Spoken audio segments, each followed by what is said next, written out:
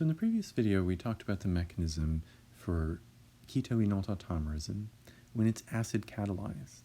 And that mechanism is relevant for acid catalyzed hydration because you have acid there. So an acid catalyzed mechanism makes complete sense. But if you were to do hydroboration oxidation, you'll notice that you don't have an acid there. On the contrary, you have a base. And so the mechanism for the keto enol tautomerization is a little different.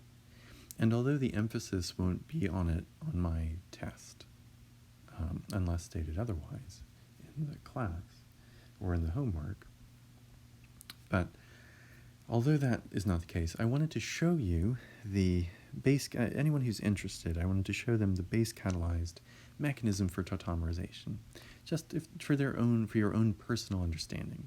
And so if you're pressed for time and you're needing to prioritize what you study, this is maybe not the thing to study first. This is if you just want to enrich your understanding and get a better sense of things, get a bigger perspective on things. It's worth spending a little time on, though, if you do have the time, because it comes back again in organic chemistry too. So with a base catalyzed mechanism, let's say you have an enol like this, so you have that double bond and an OH attached to it. So that's your ene double bond all OH. Now here we're not going to have an acid catalyst, we're going to have a base catalyst. So instead of drawing hydronium, I'm going to draw hydroxide. And the negative oxygen on hydroxide is going to steal NH+. Well, this has a full negative charge, this oxygen. And the hydrogen on the OH has a partial positive charge. It's losing electron density to the oxygen that it's bonded to. So as these knock around in solution, this negative oxygen on hydroxide steals the slightly positive hydrogen, and the electrons that were in the bond go to the most electronegative place nearby. That's the oxygen in that bond.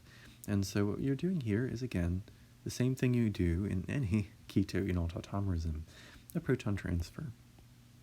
Tautomers are two molecules whose only difference is the position of a hydrogen, so it should make sense that you transfer hydrogens. You do proton transfers. Now after this first one,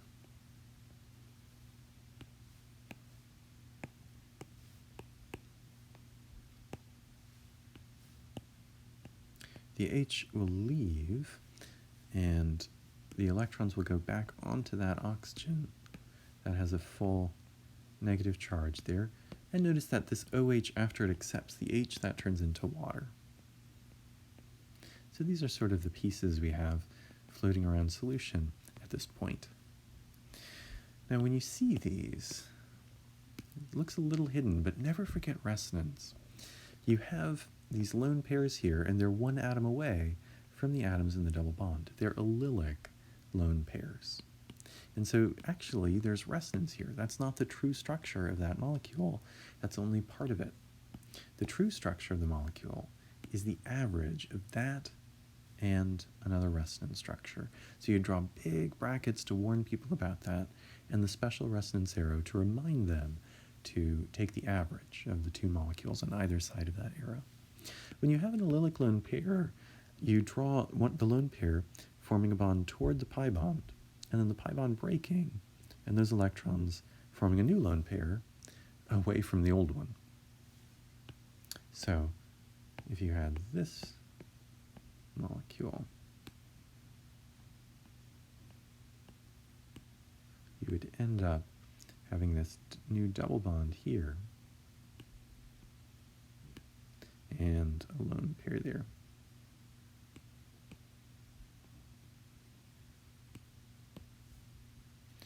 So notice we almost have the aldehyde. We have the carbon double bonded to oxygen, single bonded to a hydrogen on one side. Now it wasn't drawn in here, but notice that hydrogen was there that whole time. And so that's an aldehyde, carbon double bonded to an oxygen with a hydrogen on at least one side of it. And this negative carbon can sort of act as a base, and it can steal one of the slightly positive hydrogens on water. The electrons holding the H there would go to the most electronegative place nearby, the oxygen. Notice this is the second proton transfer. In general, keto enol tautomerism is just 2 proton transfers, no matter how it's catalyzed. And what you have after that proton transfer is your product. You have the stable aldehyde. And so that is how you could get from an enol to an aldehyde. And notice you do get aldehydes if you do hydroboration oxidation on a terminal alkyne. But that's how you get to it, through this keto enol tautomerism, if it's base catalyzed.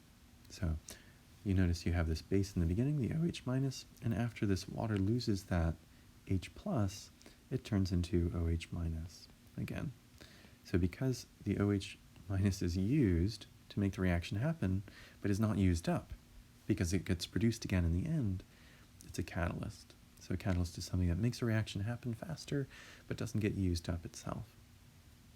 So I just wanted to expose you to the mechanism for a base catalyzed keto enol tautomerism.